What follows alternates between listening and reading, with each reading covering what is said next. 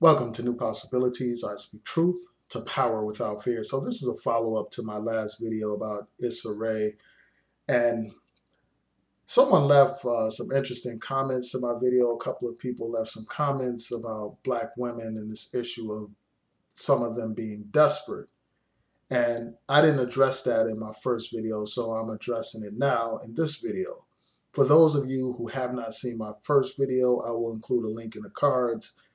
So I'm going to start off by reading this quote from Issa Rae's book, where she talks about Asian men and Black women. And then I want to provide this additional commentary. So she said this, she said, educated Black women are too high maintenance, high strung, and independent. They don't need men. There's a widening gap between the education of Black women and men, which doesn't leave very many suitable suitors. Unfortunately, the higher one's degree as a Black woman, the lower your chances are of getting married.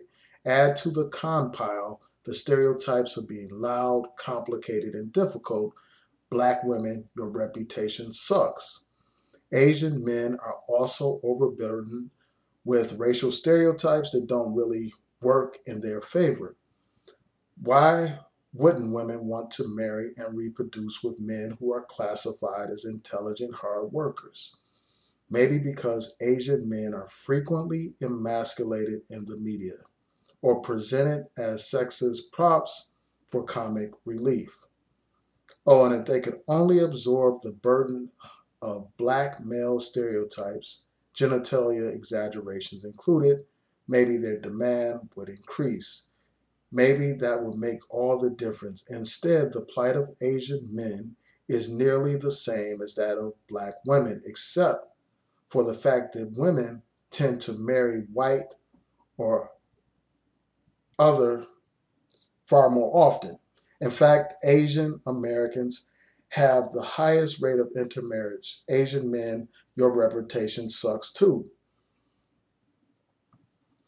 Then she goes on to say this is why I propose that Black women and Asian men join forces in love, marriage, and procreation. Educated Black women, what better intellectual match for you than an Asian man? I'm not talking about Filipinos. They are the Blacks of Asians. I'm talking about Chinese, Vietnamese, Chinese, etc. So again, for those of you who haven't seen my initial commentary, the link will be in the cards, and I will also put it in the description box for those of you who haven't seen it again. So some people left comments about desperation, how this comment or these remarks from Issa Rae reflect Black women desperation, because this woman is suggesting that Black women have a bad reputation. So she's saying that Black women, their reputation sucks. She's talking about how they are stereotyped as being high maintenance, high strung, and independent. They're stereotyped as being loud and complicated and difficult. So because of this bad reputation, quote unquote, she says that they should seek out Asian men. And then while she's saying that they should seek out Asian men, she's also, in a sense, disrespecting Asian men by talking about how they are emasculated and how they are comic relief. So in a sense, even though she's talking about how these are stereotypes, in a sense, these comments reflect a desperation. It reflects the idea that these women are so desperate that they would rather be with a group of men who they have characterized as being emasculated and comic relief. So, I mean, that shows an act of desperation.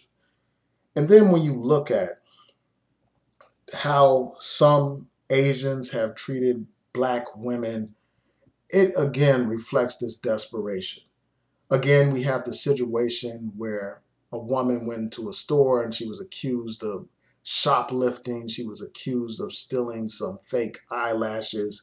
And because of that, this Asian man choked this Black woman, threw her to the ground, choked her and all that. But this is the Asian man that's supposed to be some kind of ally for the Black woman. This Asian man, the same Asian man that made a mockery of Black women. They had a celebration of the Chinese New Year. And to celebrate the occasion, this Asian man had an Asian woman on stage in blackface, making a complete mockery of black women. But this is the man that's supposed to be some kind of salvation for the black woman. This is the man that's supposed to be a natural ally to the black woman.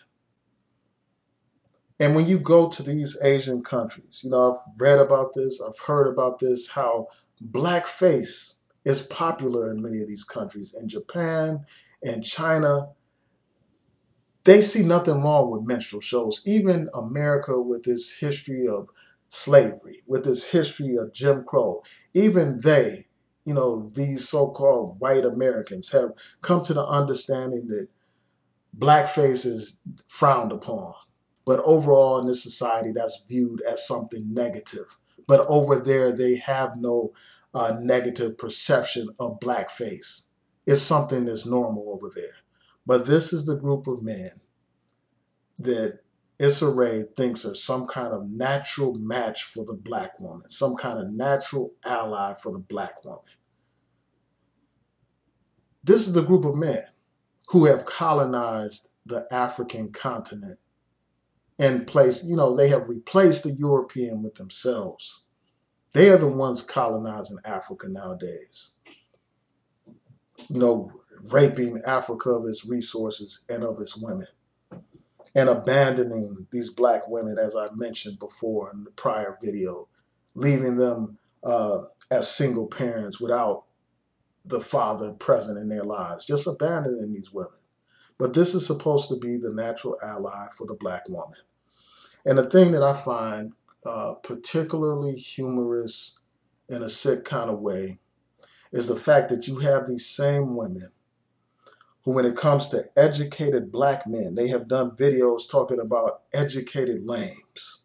But here they are celebrating this Asian man for his intelligence, for working hard. When it comes to an Asian, that's some kind of virtue or some kind of value, being intelligent and being hardworking. But when it comes to a black man having those same attributes, that black man is referred to as a quote unquote educated lame. Man, I mean, this is a joke. I mean, and it is so sad, man. It's a sad joke, man. It's a sad joke. It's a reflection of the desperation of some black women. It is a reflection of the destroyed relationship between black men and women, man. Where this black woman is talking about how there are very few suitable suitors for the educated black woman. And because of that, they use that as an excuse to pursue the white man, and then, or the Asian man, or some other man. In this case, it's the Asian man. But I just think that that's an excuse, man. And I mean, the thing that's bad, like, I don't have a problem with somebody saying, well, they want to open up their options.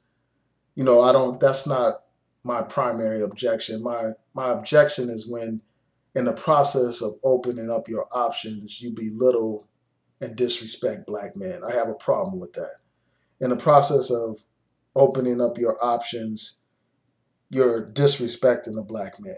That's what I have a problem with. Like, I mean, I have no problem with some individual making some choice to be with some Asian guy or something like that. I have a problem when somebody presents this as some kind of answer to the black woman's relationship issues. I have a problem when somebody presents it in such a way that they make it seem like somehow the black man is inadequate. That's what I have a problem with. But anyway, tell me what y'all think, man. And before I go, I'll just say this. I mean, and it matters who is making the statement, who had put out this information. I mean, the fact of the matter is you have Issa Rae, influential actor, somebody that's on the rise, making a statement. And it just brings a lot of attention to it. It's one thing if it's some YouTuber who only has a small little audience. It's quite another thing when you're talking about a famous African American actress perpetuating this type of worldview that presents these others as saviors, as some kind of option or some kind of way out of the black woman's relationship issues. That's what I have a problem with. But anyway, tell me what y'all think. Please rate, comment, and subscribe. Peace.